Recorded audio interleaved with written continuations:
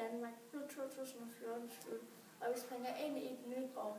I 2014 har vi fået en ny skolereform, så vores skoledag er blevet længere, og vi har fået bevægelsestimer og lektiecafé. Jeg er ikke så vild med bevægelsestimer, men jeg synes, det er godt, at vi har fået lektiecafé, og så kan man lave sin lektier i skolen og ikke derhjemme. I 2015 forventer jeg, at vi får skældehud, for det er 3 år siden, vi havde det. Det var rigtig sjovt at skille ud. Det er godt at lære andre børn at kende.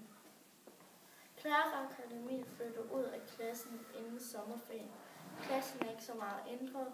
Jeg håber, alle mine kammerater bliver i klassen og har det godt. Jeg er træt af, at min klasse tit er meget rodet og beskidt. Jeg synes ikke, klassen er så flot, når vi kaster rundt med tingene, og det gør, at klassen bliver ødelagt. Jeg håber, min nye klasse ikke er så rodet, og mine klassekammerater ikke ødelægger den nye klasse.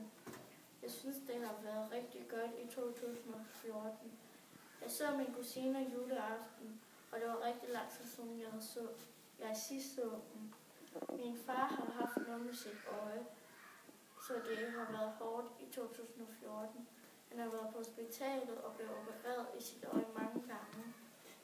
Jeg er rigtig glad for, at jeg har sådan nogle venner, de hjælper mig, og de gør, så jeg griner. Jeg er glad for, at jeg bor i Danmark. Det er et dejligt land.